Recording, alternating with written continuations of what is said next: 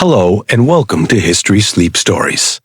Tonight, we will journey back in time to explore one of the most intriguing chapters in human history: the rise, the glory, and the eventual decline of the great Maya civilization.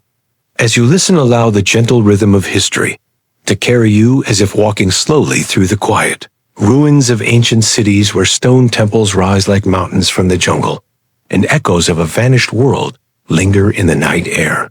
The Maya story is not just one of ruins and mystery. It is the tale of a people who built vast cities in the tropical forests of Central America, who charted the stars with astonishing precision, and who created one of the most complex calendars the world has ever known. It is also the story of how those same cities were abandoned, leaving behind great plazas overgrown with vines, and temples where the voices of rulers and priests were replaced by birdsong and silence. Tonight, we will walk through that history together. We will explore who the Maya were, how they lived, how they built their dazzling civilization, and what happened when it began to unravel. And we will see how, even in decline, their culture never truly disappeared, but lived on through their descendants, who remain a vibrant part of Central America today. Rediscovering the Maya. For many centuries, much of the outside world knew little of the ancient Maya. By the time Europeans began to explore the Americas in the 16th century, many of the great Maya cities, Tikal, Copan, Palenque, Calakmul, had already been abandoned for hundreds of years. Dense forests had reclaimed the plazas. Ceiba trees pushed their roots through stone walls. The jungle had become both guardian and shroud. When Spanish chroniclers asked the Maya people about these towering ruins, the locals often said they were the works of their ancestors. But the scale of the cities was so immense, and the artistry of the carvings so refined, that many outsiders doubted it. For centuries, European writers speculated wildly, crediting the ruins to lost tribes from the Old World or to vanished civilizations unconnected with the people still living there. It was only in the 19th century, when explorers like John Lloyd Stephens and Frederick Catherwood visited and carefully recorded the sites, that the truth began to emerge. Catherwood's exquisite drawings showed the world that the Maya had indeed created these cities. Stone stelae carved with glyphs stood tall in plazas. Temples soared above the trees. The mystery was not whether the Maya had built them, but why they had been left behind. The golden age of the Maya. To understand the decline, we must first understand the height of Maya civilization. The Maya flourished across what is today southern Mexico, Guatemala, Belize, Honduras, and El Salvador. Their lands stretched from the volcanic highlands to the humid lowlands of the Yucatan Peninsula. From about 250 to 900 CE, in what historians call the Classic Period, Maya society reached its peak. Their cities were not mere villages.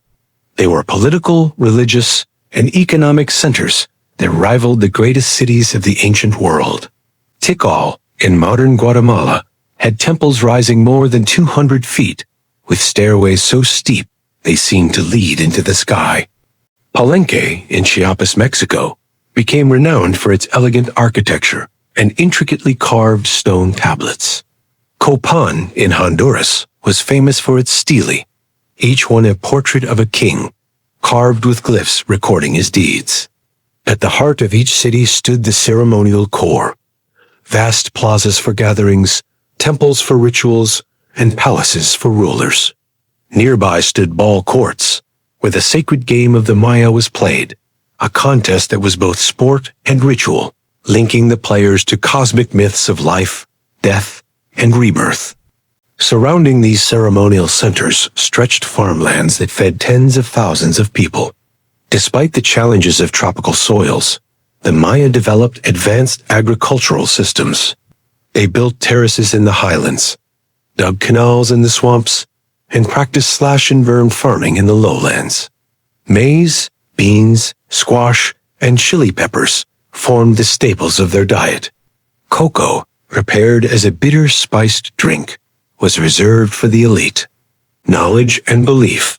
The Maya were not only builders and farmers. They were keen observers of the cosmos. Their astronomers tracked the movements of the sun, moon, and planets with extraordinary accuracy. They predicted eclipses, calculated the length of the solar year more precisely than some later European calendars, and aligned temples with celestial events. Their calendar system was a marvel of complexity.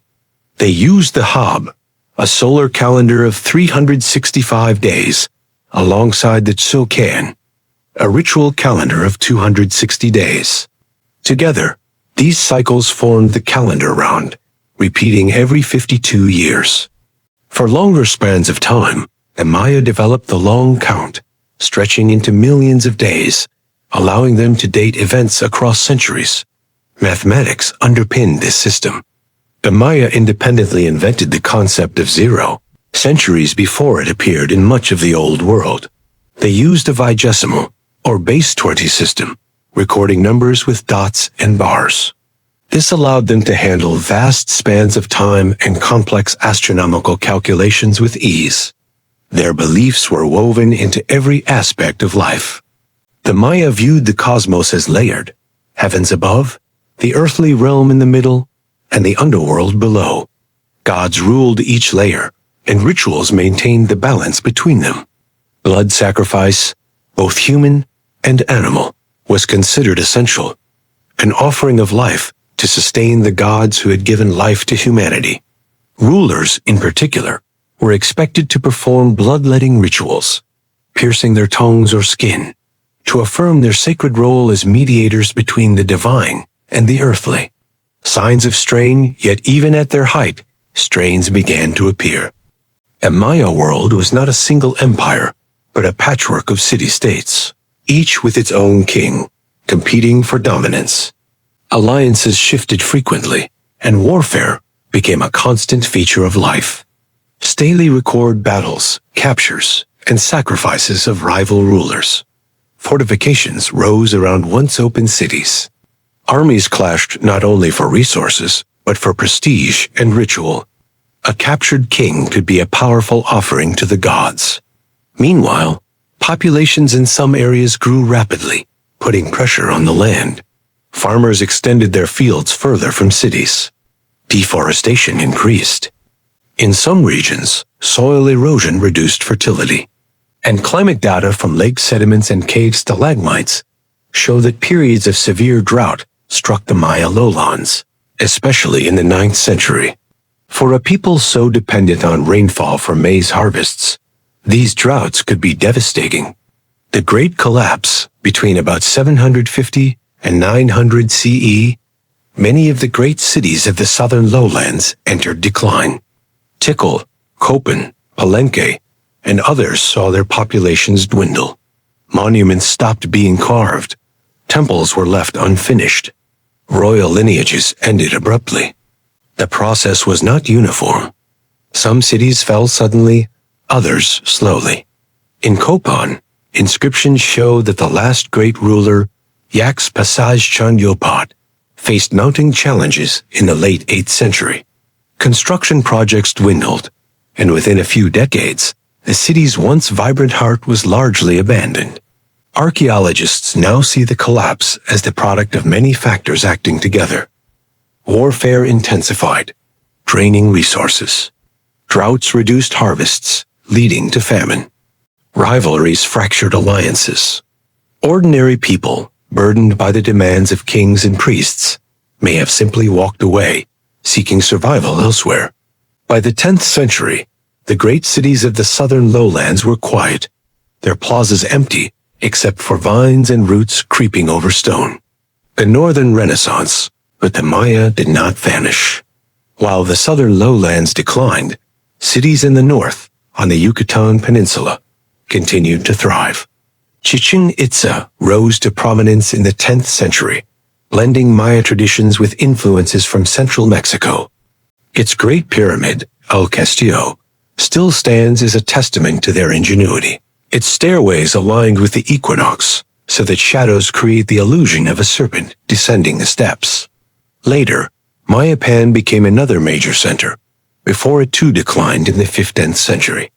By the time Spanish conquistadors arrived in the early 1500s, many Maya cities were smaller, but their culture and people were still very much alive. Survival and legacy. The Spanish conquest was brutal, bringing warfare, disease, and forced conversion. Yet the Maya endured. Their languages, rituals, and traditions survived, sometimes in hidden forms.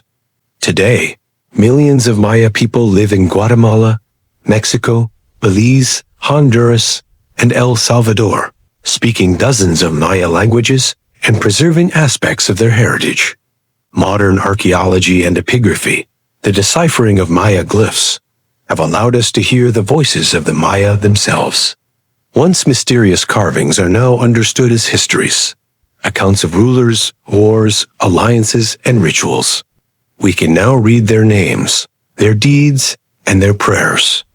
The collapse of the classic Maya cities was not the end of a people, but a transformation. The Maya world shifted, adapted, and survived. Closing reflections.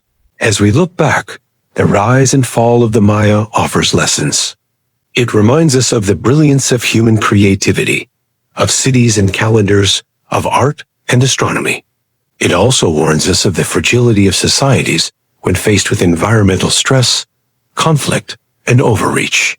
The ruins that stand today in the jungles of Central America are not silent. They speak of a people who observed the heavens, carved their stories in stone, and built cities that challenged the forest itself. They also whisper of drought and struggle, of kings who demanded too much, and of ordinary people who one day chose not to return. The Maya story is one of endurance. Though their cities crumbled, their descendants remain, keeping alive languages and traditions that reach back more than 2,000 years. So as you settle into rest, let the story of the Maya accompany you. The temples rise quietly in the moonlight. The jungle hums with night sounds. The stars wheel above, just as the Maya charted them long ago. And in the stillness, history breathes, not lost, but carried forward, like the steady rhythm of the earth itself. Good night from History Sleep Stories.